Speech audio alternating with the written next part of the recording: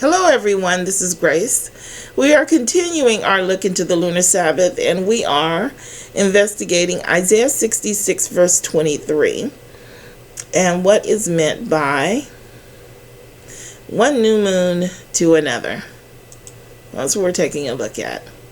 So when we left off, we were looking at scriptures, doing comparisons to the wording here, the quota of the month in the month of Him. This is not translated as from one new moon to another. That's where we left off at. Not only that, it's something I didn't mention it before, but we'll take a look at it. It's so ingrained in these scriptures that the new moon does not mean every new moon. That in every case where I looked at new moon, now I want you to keep in mind, we've already looked at the cases where it says new moons, where it's plural.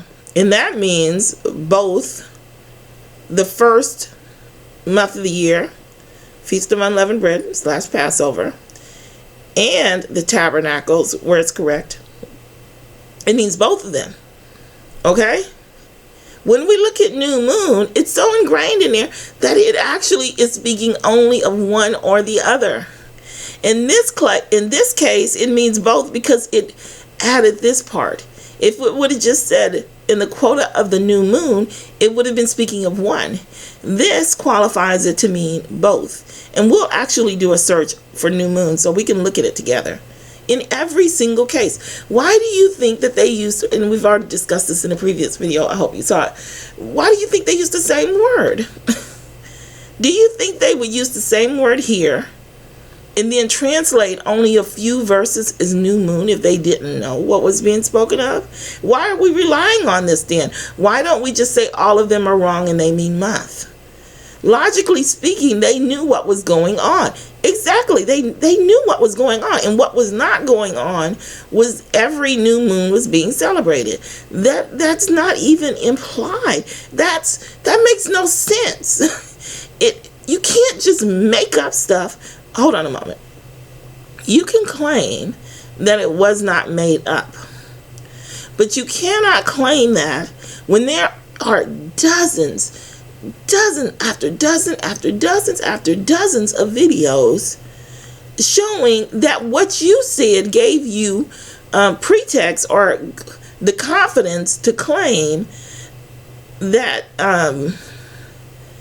every Sabbath was celebrated on the 15th, the 22nd, and 29th, and stuff like that. All of those scriptures were debunked. So at this point, you're just making it up. That's why when I originally saw all of these videos proving their premise wrong, I believe they were doing it on purpose. I believe they were lying on purpose. But to say that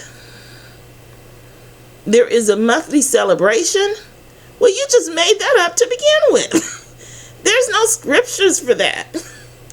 There are literally no scriptures in the Bible for that, and the Bible doesn't even consider it when you look at what's actually being said. It doesn't even consider that you think that there is a monthly celebration going on. This is why the writers or the translators are so confident when they translate the word for month to new moon. They're so confident that you know what's being said that they never once say new moon for the 1st or the 7th of the month. The assumption is you know exactly what they mean by new moon. In every single case where it's translated new moon instead of month. But let's go ahead and finish up these scriptures. I've done a lot of talking, and we're supposed to be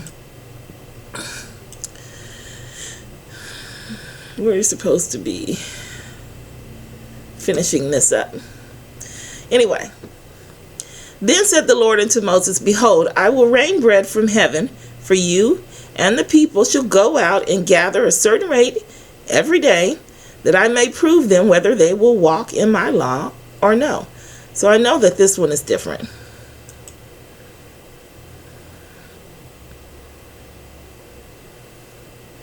So this is the verse 4 here. This next verse is the same. We'll go ahead and read that first before we take a look, because this is the one that has the requirement. Oh, I didn't highlight it. That's why I forgot to read it. And it shall come to pass that on the 6th day they shall prepare that which they bring in, and it shall be twice as much as they gather daily, or day by day. Here, then said the Lord unto Moses, behold, I will rain bread from heaven for you, and the people shall go out and gather a certain rate each day. There's requirements on this. The requirements are, first of all, they're required to gather a certain rate. Okay? But not all of them gather the same rate every day. So there has to be a stipulation. The stipulation is 5 days you're going to get a certain rate, the same rate. The 6th day you'll get double the rate, and then the 7th day you'll get nothing. Or yeah, the 7th day you get no manna. So that's why when we look at the writing, it says, this is the word for day. This is written just as Isaiah 66 is written here, by the way. You have the word for day, and then you have, it's the day of him. But it changes it a little bit. Well, it's not exactly like Isaiah, because instead of this, I think this can be used for the word of and then him. So I guess it's not as good of an example as I thought it was. So let's look at it in Scriptures for All.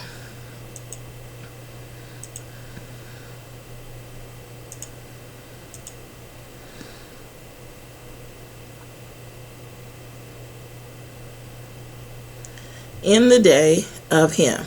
A day, for the matter is the deed. They'll do it in the day of him. For the day of him is telling the specific requirements for each day. So that when you get to the next verse, and it shall come to pass that on the 6th day they shall prepare that which they bring in, and shall be twice as much as they gather daily, day by day, day by day. Because what do they do each day? They gather each day. They gather what they prepare. Wait a minute. They're preparing what they gather each day. So then you go back to the regular day by day, because they gather daily. Plain and simple. Anyway, it's not plain and simple. I really had to study this, which I couldn't do before. So I'm glad that I'm able to do it now.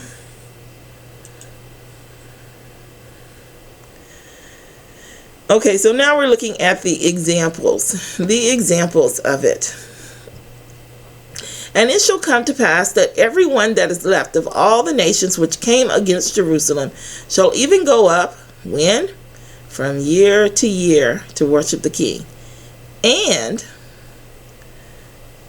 to worship the King, the Lord of hosts, and to keep the Feast of Tabernacles twice. They go up. Let's look at it in Scriptures for All so that you can see it twice. Zechariah 14:16. And it shall come to pass that everyone that is left of all the nations, and they shall go up in the quota of the year. That's going to be the beginning of the year, because it's only one. Oh, well. Hold on a moment. In the year. So there can be. To worship the King.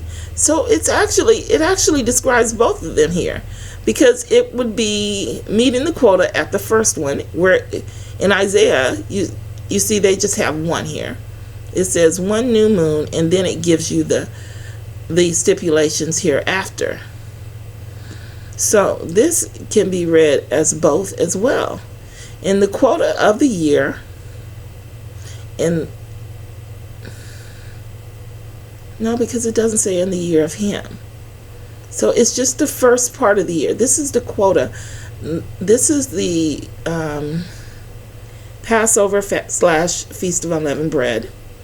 And then they'll go up to worship the King, Yahweh, the Lord of hosts. And in the year, separate, but in the year, to celebrate the Feast of Booths, or the Feast of Tabernacles. Two separate celebrations.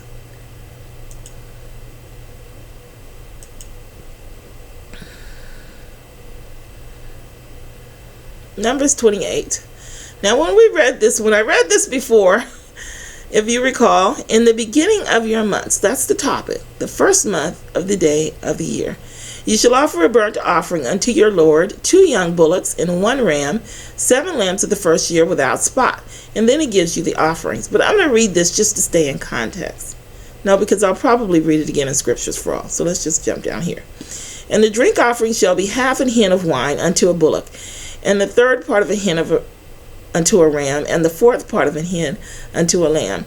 This is the burnt offering of every month throughout the months of the year. That's not what it says in Hebrew. Let's just go to Scriptures for all.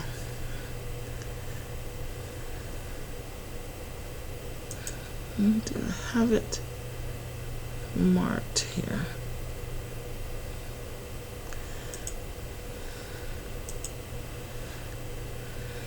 Numbers 28, I don't remember.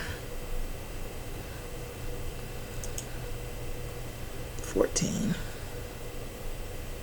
Numbers 28, 14. Okay.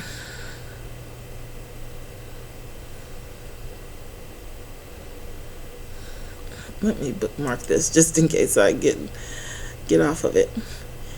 Okay, so, and their drink offering shall be half a hin of wine unto a bullock. Remember, the topic is the first day of the month, where they do their celebrations at the beginning of the month. You shall offer a burnt offering unto the Lord, 2 young bullocks and 1 ram, 7 lambs of the first year without spot, and 3 tenths deal of flour for a meat offering mingled with oil for 1 bullock, and 2 tenths deal of flour for a meat offering mingled with oil for 1 ram, and several tenths deal of flour mingled with oil for a meat offering unto the lamb, for a burnt offering of a sweet savor, a sacrifice made by fire unto the Lord, and several tenths deal of flour mingled with oil for a meat offering unto 1 lamb, for a burnt offering of a sweet savor, a sacrifice made by fire unto the Lord.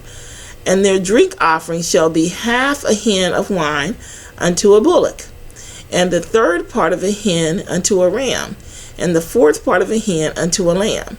This is the burnt offering of every month throughout the months of the year.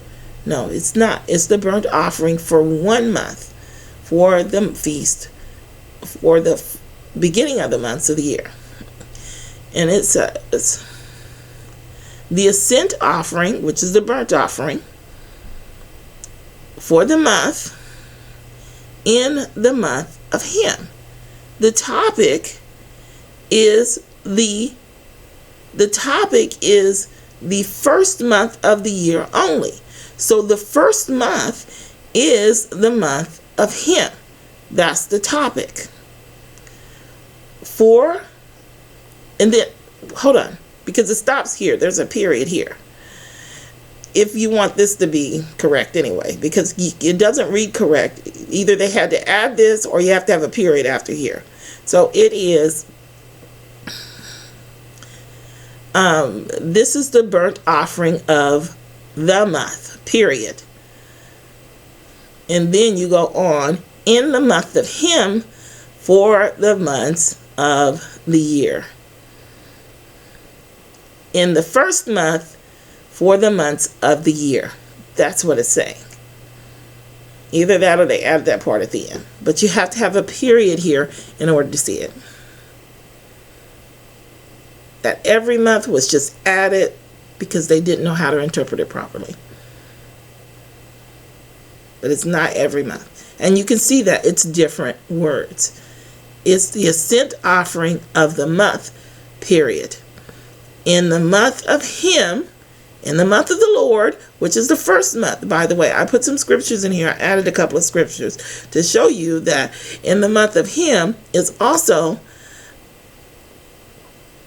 months that have been attributed to God, by the way, instead of in the month of them or it or anything like that. In the month of Him for the months of the year. But this could, again, wow, man, in the month of Him can also include the Feast of Tabernacles, if you read it like that. It just can. It just can. Okay, let's look at the other scriptures. But you're not going to get all 12 months out of that. It's not from month to month. It's not what it says. And this day shall be unto you a memorial. Okay, this is what I was saying about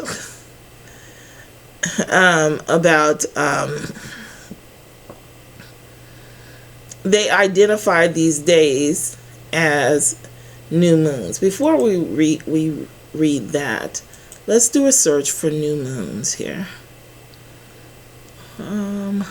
Let's do a search.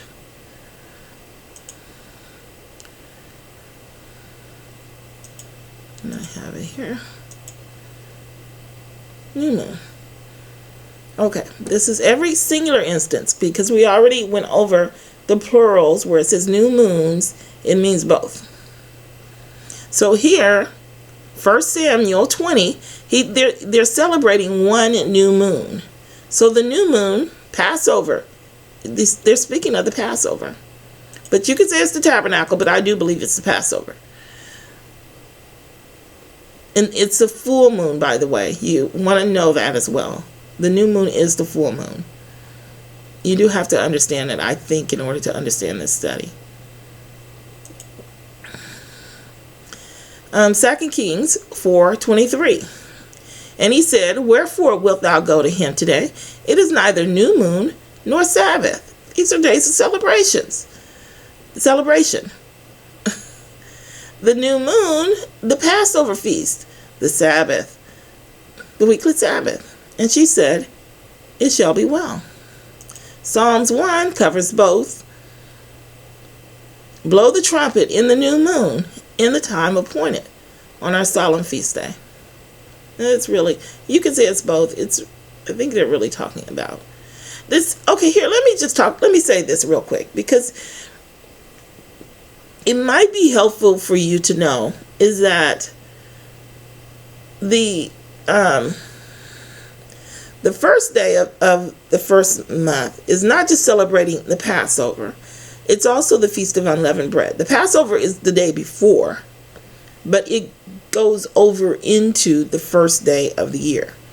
Okay?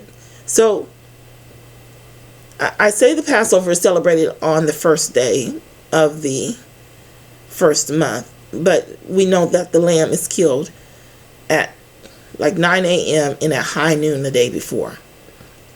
And then the celebration goes on into the new year.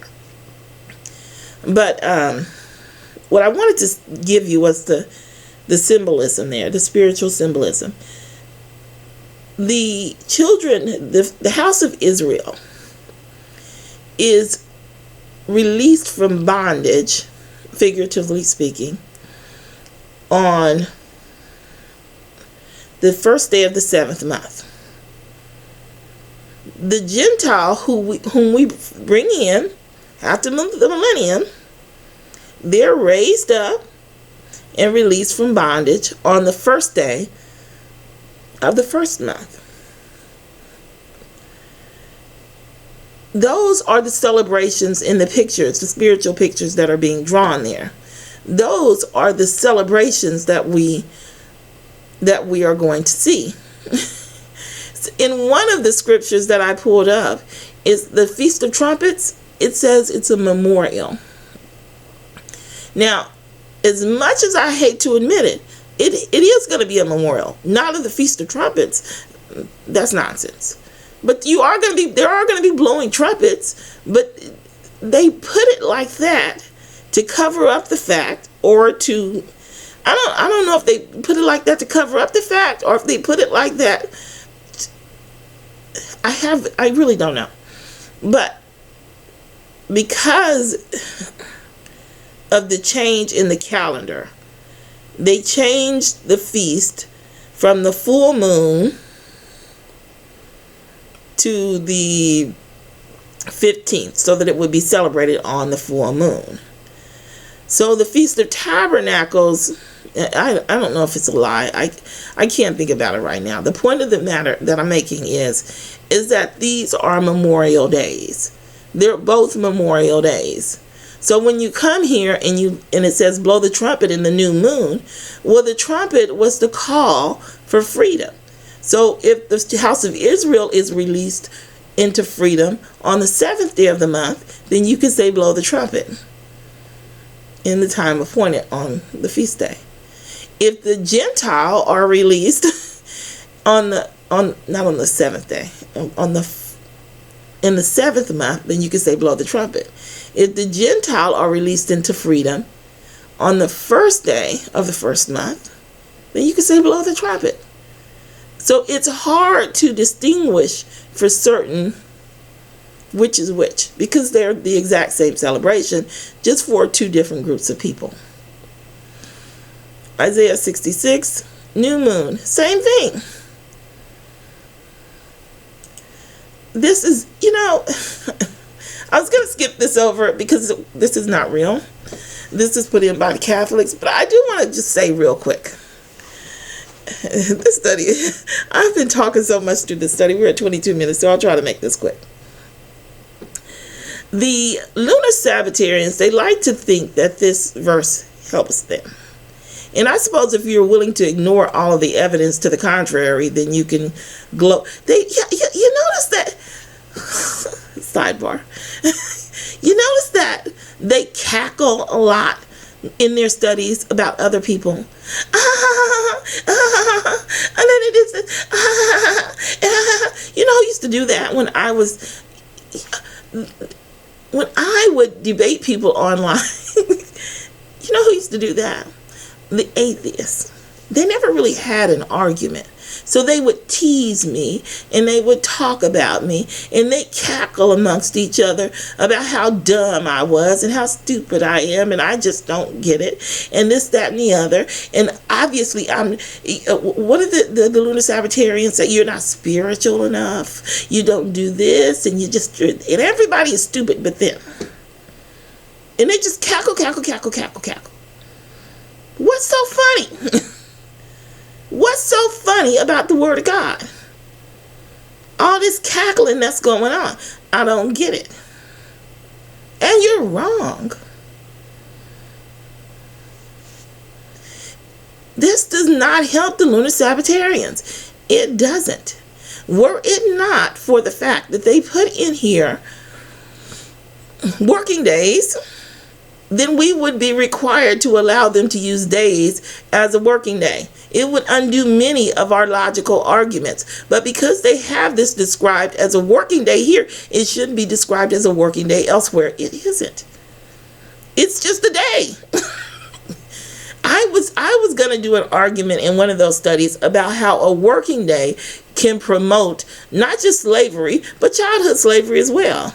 I didn't think it was fair to do that because I know that this was written in here for the Catholics. It's not for the lunar Sabbatarians. It doesn't help them. It literally hurts their argument. They just refuse to see the evidence, everything that goes against what they say. They refuse to see it. They kick it to the back, cackle at how dumb we are, and then make up stuff in order to support their argument. It's weird. It's weird. This does not help their argument. It hurts their argument logically. They don't use this phrase anywhere else. They use days that you work on. But Hey, you know what? If you live in this alternate reality, then, I mean, that's your choice. That's your choice.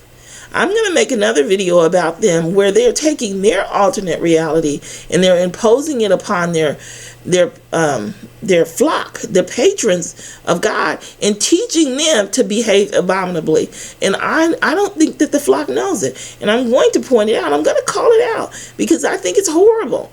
I think it's horrible. If you choose hell, that's your right. If you choose heaven, that's your right. When you go out and you hurt people because you don't want, and you deceive people and have them going out and try to get other people to be deceived and hurt them, no, I'm going to call it out. I'm going to talk about it in another video, not this one. We're almost at 30 minutes, so I really got to get through this. Say, when will the new moon be gone, that we may sell corn, and the Sabbath, that we may set forth wheat? Making the ephah small and the shekel great, and falsifying the balances by deceit. When will the new moon be gone? Is it the Feast of Unleavened Bread? Is it the Passover? It's never meant to be anything but those two things. They don't explain it. It's one or the other.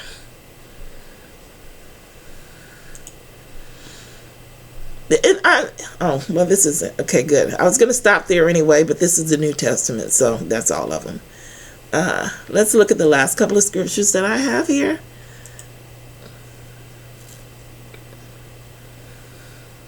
Here's the one, memorial. I forgot to add in Ezekiel 12, Exodus 12. Let's see if I can find it real quick. The Feast of Trumpets, speaking to the children of Israel, saying, in the 7th month, in the first day of the month, ye shall have a Sabbath, a memorial. No, none of the rest of this is real. But it is a memorial because it's repeated over and over throughout the Bible that it's going to be a memorial, both now and in heaven. Exodus 12, it says somewhere that, here we go. And this day shall be unto you for a memorial, and ye shall keep it a feast unto the Lord throughout your generations. Ye shall keep it a feast by an ordinance forever.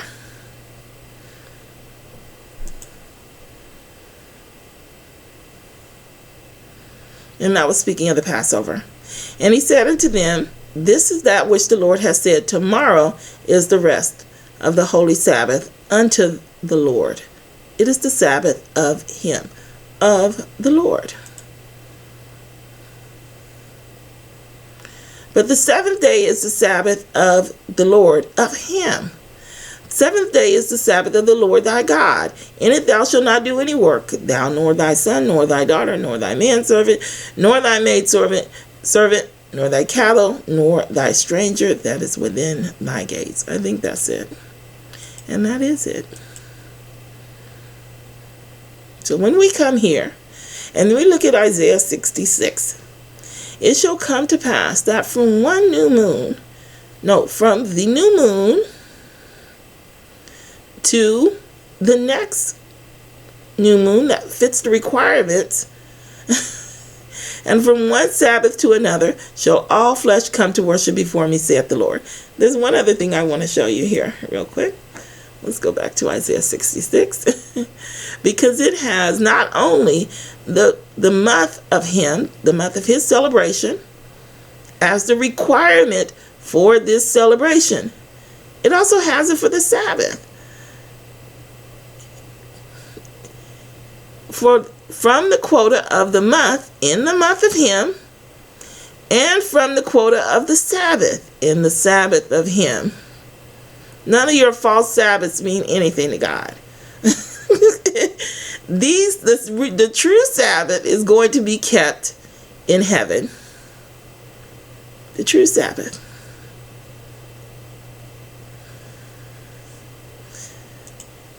Make no mistake. That's exactly what they're trying to say there, because they didn't have to write that about the Sabbath. It was not necessary. Anyway, But maybe it was. Hey, I'm sure there's some doctrine out there that requires it if it's in here. So, but that's my study. I'm going to stop there. I will talk with you in the next video.